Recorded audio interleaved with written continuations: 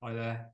I'm Rob Cartmel from ProTrust Consulting, formerly Robert Cartmel Consulting, and this is a short brief, bit of a run through of the reasons for having a structure in place for reviewing your estate planning.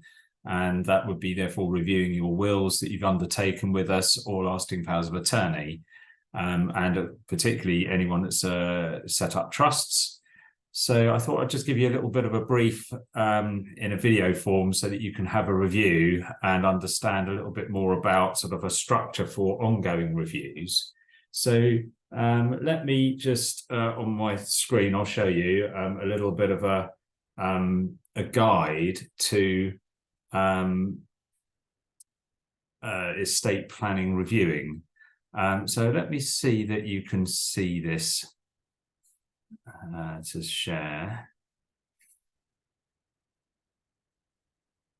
And this might help you give a little bit of understanding to this. So first of all, this is our firm as it stands today in 2023, with our three elements of work being estate planning, dealing with estate administration, so probate and estates, and particularly trust administration and trust management. One of the elements, therefore, that we want to look at is ongoing reviews for wills and estate planning. So once you've completed a will or power of attorney, how often should you look to review those things? What might be the factors to you deciding that, and how should you do so? So how often should you review it? Are you someone that thinks that it's necessary to do this every year, or more infrequently, or not at all? Are you thinking that once you've done your wills with powers of attorney that they should never be reviewed? So what might be the factors in you deciding to look at this? There are lots of factors that might trigger a thought of I need to review my will, or I need to review my lasting power of attorney. I've listed just a load of random ones here. Let me just run through them. A specific circumstance. So it could be that if a beneficiary or an executor or a trustee dies, you have a health scare that makes an incident that makes your estate planning come to the forefront of your mind. It could be an incapacity of a beneficiary or an executor or trustee. They might not be therefore able to take up the role that you put for them in the will. If you move home, a lot of the time you move home, is there change in family circumstances change, you might think about updating your will then. If you have regular reviews from your financial advisor, they will no doubt have a checklist of overall estate planning things that they should think you should keep on top of. And often they will say, have you reviewed your will in the last year or the last couple of years? So it might be the financial advisor or an accountant that triggers that. What happens if you buy a second property and you own it jointly, or joint tenants, tenant or tenants in common, or in the sole name? That might make you think about estate planning and wills. How have I left my estate? What happens now if my estate's joint? So buying another property might trigger a thought about reviewing your will. Obviously, people who get divorced, their wills will no doubt need immediate update. What about if one of your beneficiaries gets divorced? How do you feel about passing estate to them when perhaps divorce proceedings are still carrying on? Is there a way of protecting their inheritance? Obviously, looking up the family line, if your parents are in latter years or they've died, that will affect then how maybe your estate now looks. Are you likely to inherit a large amount of money, or are your parents' estates dwindling in nature, and you've heard about trusts and wills, and maybe that something could be done to their estates, and that might trigger a review of your own? What about if your children intends to buy a house with money that you're providing for them? There might be then an effect on your estate. It might imbalance the benefits that are passing to your other children. What about if you're just discussing estate planning with a friend of yours and you've told them, for example, that you did a will trust, and they say, oh, what's that? And you can't recall actually any of the specifics, and you think, crikey, I need a review to understand what I've done. So there's some another circumstance, and there's even more circumstances. You might wish to mitigate your inheritance tax as your estate's got bigger, and you've heard about perhaps wills or estate planning tools that can be helpful in that regard. What happens if you want to pass estate to a beneficiary who suffers from a disability and you want to put in protection structures for them? Likewise, if a beneficiary is on state benefits, an inheritance might then mean they lose those benefits. And you've heard that, again, wills can be structured in a way to protect those benefits for that beneficiary. There might be some specifics, like you want to provide a right for one of your family members to live in a house, or a specific right to pass to them. Obviously, people who own companies have a lot of thought about a succession planning, and with that comes also thinking about their estate planning. How might you be able to claim the inheritance tax reliefs if you died and you own a company asset? So some bit triggers or discussions on that can help lead to estate planning and wills discussions. Likewise, if a beneficiary is facing difficulties and bankruptcy, again, if you benefit them in your will, maybe that will be lost to the bankruptcy. So is there a way of protecting that? So focusing very much on the beneficiary's circumstances can be a real trigger as to how best do I pass my estate to them.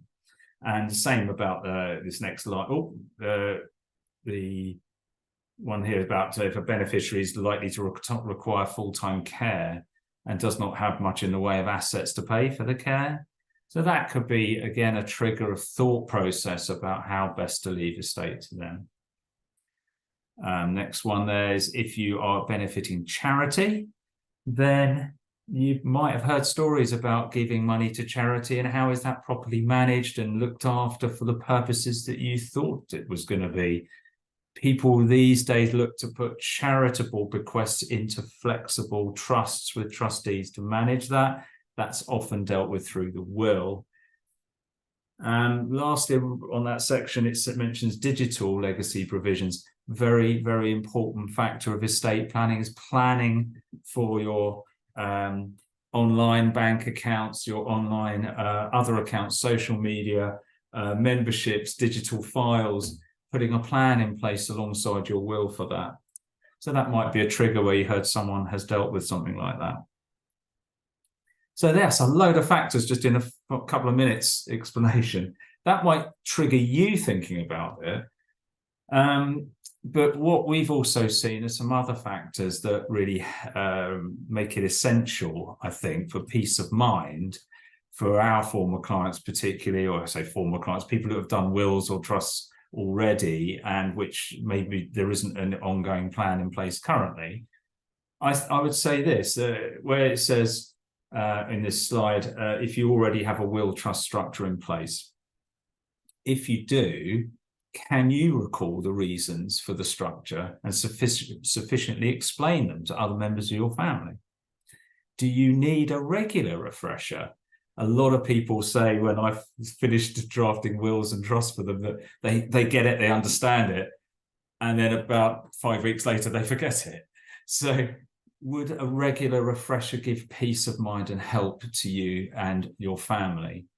After all, it is an important matter. It's your estate passing in the optimum way to your family.